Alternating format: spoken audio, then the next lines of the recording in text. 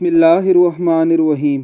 ہم سے اسماعیل نے بیان کیا، ان سے مالک نے ابن شہاب کے واسطے سے بیان کیا، وہ عیسیٰ بن طلحہ بن عبید اللہ سے روایت کرتے ہیں، وہ عبداللہ بن عمر بن عاص سے نقل کرتے ہیں کہ حجۃ الوداع میں رسول اللہ صلی اللہ علیہ وسلم لوگوں کے مسائل دریافت کرنے کی وجہ سے منا میں ٹھہر گئے تو ایک شخص آیا اور اس نے کہا کہ میں نے بے خبری میں ذبح کرنے سے پہلے سر منڈوا لیا۔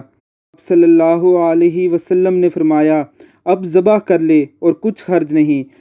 پھر دوسرا آدمی آیا، اس نے کہا کہ میں نے بے خبری میں رمی کرنے سے پہلے قربانی کر لی۔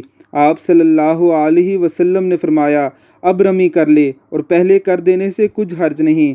ابن عمر کہتے ہیں کہ اس دن آپ صلی اللہ علیہ وسلم سے جس چیز کا بھی سوال ہوا جو کسی نے آگے اور پیچھے کر لی تھی تو آپ صلی اللہ علیہ وسلم نے یہی فرمایا کہ اب کر لے اور کچھ حرج نہیں۔